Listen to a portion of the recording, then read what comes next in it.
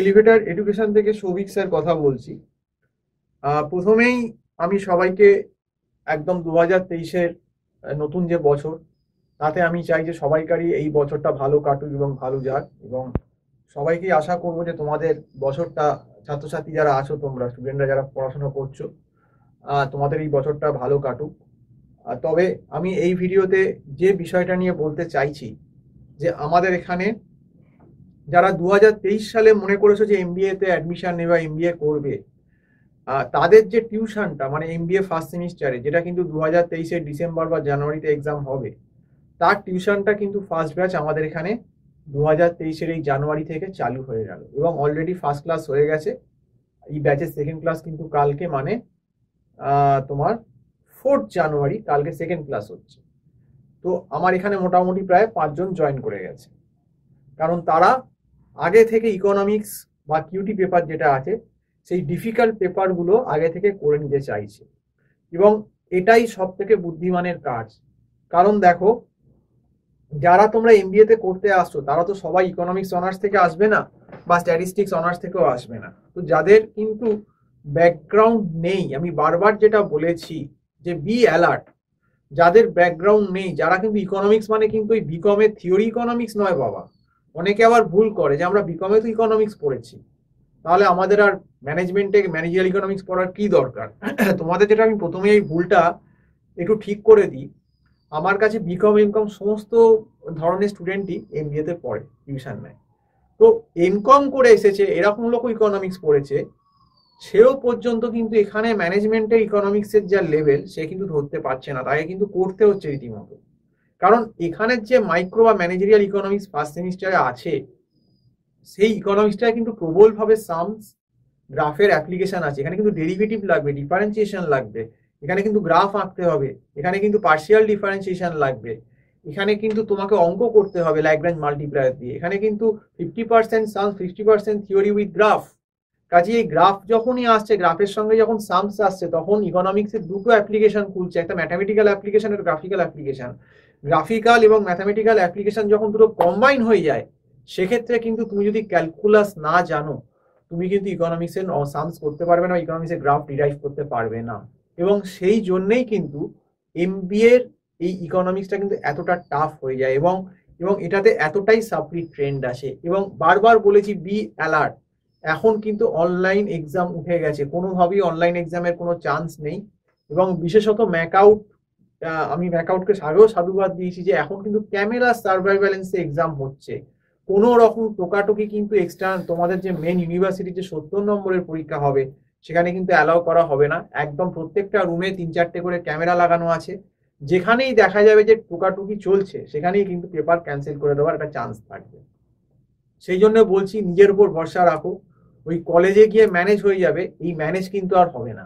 এবং বেশিরভাগ ক্ষেত্রেই তোমরা সিনিয়রদের সঙ্গে কথা বলে দেখতে পারো, বেশিরভাগ কলেজেই আমি এই অবস্থা শুনছি, সে ম্যাকআউট বলো, সিউ বলো, যে কোনো কলেজেই বলো না কেন, সেখানে কিন্তু ইন্ডিভিজুয়াল অ্যাটেনশন দিয়ে এই সাবজেক্টগুলো পড়ানো হয় না।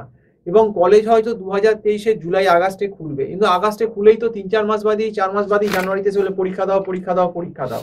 তো আমার তো মনে হয় না যে ইকোনমিক্স এবং কিউটির যা সিলেবাস, যা হাই লেভেল সিলেবাস, কারণ কিউটির ভেতরেও কিন্তু তোমার 3-4টে পেপার, প্রায় 3টে পেপার লুকিয়ে আছে। একটা হচ্ছে কিউটির ভেতরে স্ট্যাটিস্টিক্স 1 আছে, একটা আছে স্ট্যাটিস্টিক্স 2, তার ভিতরে কিন্তু প্রবাবিলিটি হাইপোথিসিস আছে, এবং অপারেশন রিসার্চ মানে বিএসসি সামস, এই 3টে পেপার মিলে কিন্তু quantitative technique paper MBA first সেমিস্টারে তৈরি হয়েছে।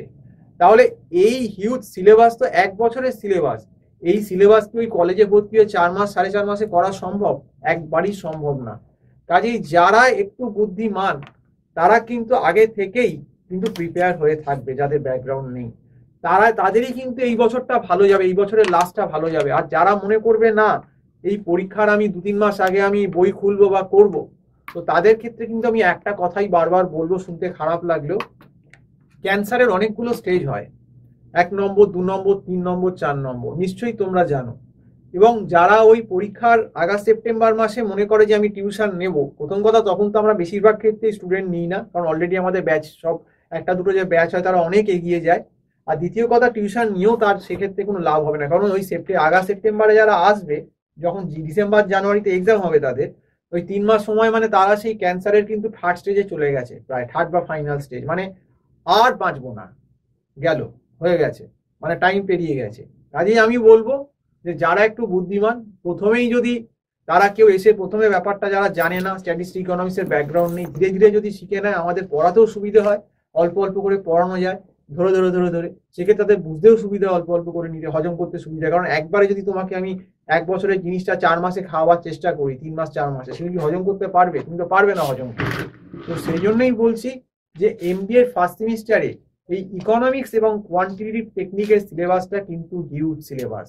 যদি তোমাদের টিউশনের দরকার হয় বা তোমরা সিরিয়াস কেউ আছো, অলরেডি আমাদের ফার্স্ট ব্যাচটা শুরু হয়ে গেছে। যদি এই ব্যাচে জয়েন করতে চাও এই জানুয়ারির ভেতর, তাহলে আমার যে নাম্বারটা স্ক্রল করছে 9748161018, এই নাম্বারটাতে কল করে অবশ্যই আমার সঙ্গে কথা বলতে পারো।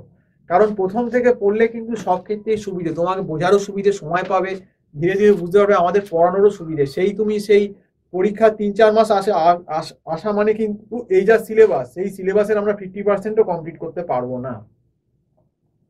যদি তোমরা সিনিয়রদের নাম্বার চাও, যারা অলরেডি এমবিএ আমাদের কাছে পড়ছে, তাদেরও নাম্বার দিতে পারি। তাদের সঙ্গে ডিসকাস করে তোমরা দেখো যে সিলেবাসের গভীরতা কতটা। হয়তো তোমরা থিওরি পেপার যেগুলো আছে, যেমন business law, business communication, organisation behaviour, এইগুলো তোমরা নিজেরা ম্যানেজ করে নিতে পারবে থিওরি পেপার, কিন্তু ইকোনমিক্স আর কোয়ান্টিটেটিভ টেকনিক, এই দুটো পেপার কিন্তু তোমরা নিজেরা, যাদের ব্যাকগ্রাউন্ড নেই, তারা কিন্তু নিজেরা কোনোভাবেই ম্যানেজ করতে পারবে না, এটা আমি হলফ করে বলতে পারি। তো সেই জন্যই আগে থেকে তোমাদেরকে ওয়ার্ন করছি যে তোমরা সাবধান হও, নিজের ভালোটা নিজেরা বোঝো। কারণ পরীক্ষা 3 মাস, 2-3 মাস আগে আমি টিউশন নেবো, এটা মোটেই বুদ্ধিমানের কাজ না। প্রথম কথা, সেক্ষেত্রে আমরা নাও নিতে পারি, কারণ আমাদের সেই সময় তোমাকে নিয়ে আর কোন ব্যাচের সঙ্গে ফেলবো, তারা তো অলরেডি সব এগিয়ে, ঠিক আছে, আর আমরা তো একা কাউকে পড়াতে পারবো না। তো যখন ব্যাচ আমাদের ক্রিয়েট হচ্ছে এখন, সব থেকে ভালো হয় যারা কিন্তু মনে করছে, আবারও বলছি, 2023-এ এমবিএ করবে, তারা কিন্তু এখন থেকেই সাবজেক্টগুলো জয়েন করো। কারণ সব ইউনিভার্সিটি সিলেবাস কিন্তু অলমোস্ট 80% সেম। ইকোনমিক্স আর কোয়ান্টিটেটিভ টেকনিক কিন্তু সমস্ত জায়গাতেই থাকবে, সে ম্যাকআউট বলো, সিউ বলো, বিউ বলো, জেউ বলো, যেখানেই বলো না কেন। তো সেই জন্যই তোমাদেরকে আমি বারবার ওয়ার্ন করছি যে তোমরা নিজের ভালোটা নিজে বোঝো। যারা উইক আছো, যারা এগুলো জানো না, এগুলো কিন্তু নিজে বা কলেজে গিয়ে ম্যানেজ হবে না, কারণ কলেজে কিন্তু ইন্ডিভিজুয়াল অ্যাটেনশন হয় না, ঠিকঠাক ক্লাস বেশিরভাগ কলেজেই হয় না, আমরা যা রিপোর্ট পাচ্ছি। তো সেই জন্যই বলছি যে তোমরা কিন্তু প্রথম থেকে টিউশন নাও, এবং টিউশন নিয়ে যে জায়গাগুলো ডিফিকাল্ট আছে সেগুলো প্রথম থেকেই করে রাখো। তাহলে কি হবে, পরবর্তীকালে তোমাদের প্রেশার কিন্তু পরীক্ষার সময় অনেক কম হবে। যখন পরের বছর যখন দেখবে অক্টোবর-নভেম্বর মাস আসবে, হয়তো জানুয়ারির ফার্স্ট উইকে এক্সাম হলো 7-8 তারিখ থেকে, সেক্ষেত্রে তোমরা কিন্তু একটা অনেক বেটার পজিশনে থাকবে, অনেক কনফিডেন্স লেভেলটা তোমাদের বেড়ে যাবে। আর যদি তোমরা ঠিকঠাক টিউশন না নাও, যাদের আর্টস আছো বা কমার্স থেকে আসছো, যারা স্ট্যাট ইকোনমিক্স সেই লেভেলে জানো না, তাদের ক্ষেত্রে কিন্তু খুব প্রবলেম। বিশেষ করে কোয়ান্টিটিভ টেকনিক ভেতর তোমাদের আবারও বলে দিচ্ছি, 3টে পেপার আছে, একটা হচ্ছে স্ট্যাটিস্টিক্স 1, একটা হচ্ছে স্ট্যাটিস্টিক্স 2, আর একটা হচ্ছে অপারেশন রিসার্চ। এই স্ট্যাটিস্টিক্স 1-এর ভেতর কিন্তু mean frequency distribution, mean median mode, standard deviation, combine SD, coefficient of variation, correlation regression, rank correlation, এগুলো আছে। এবং স্ট্যাট 2 এর ভেতর কিন্তু প্রবাবিলিটি পুরো এক্সটেন্সিভ লেভেলে আছে, এবং তার সঙ্গে probability mass function, probability density function, binomial, Poisson distribution, তারপর প্রবাবিলিটির হাইপোথিসিস, এবং হাইপোথিসিসের প্রায় অ্যানালিটিক্যাল প্রবাবিলিটি হাইপোথিসিসের প্রায় 12টা কেস আছে, এবং তার সঙ্গে অ্যানোভা টেবিল। এবং তাহলে সিলেবাসটার রেঞ্জটা তুমি তাহলে বোঝো। এবং এই হাইপোথিসিসের এক একটা কেসের এক একটা ফর্মুলা, এবার কোন সামসটা কোন হাইপোথিসিসের কোন কেসে ফিট করতে হবে সেটা তোমাকে বুঝতে হবে প্র্যাকটিস করে। এটা প্র্যাকটিস ছাড়া অসম্ভব, এইটা প্র্যাকটিস ছাড়া কিন্তু কেউ বুঝতে পারবে না। আর এরপর আছে অপারেশন রিসার্চ ইউটির ভেতর। অপারেশন রিসার্চ মানে যারা বিএসসি ম্যাথস পড়ে তাদের, সেই পেপারে কিন্তু লিনিয়ার প্রোগ্রামিং প্রবলেমিং গ্রাফিক্যাল মেথড আছে, সিমপ্লেক্স আছে, সিমপ্লেক্স মেথড বিগেম আছে, ডুয়ালিটি আছে, অ্যাসাইনমেন্ট প্রবলেম আছে, ট্রান্সপোর্টেশন প্রবলেম আছে, গেম থিওরি আছে।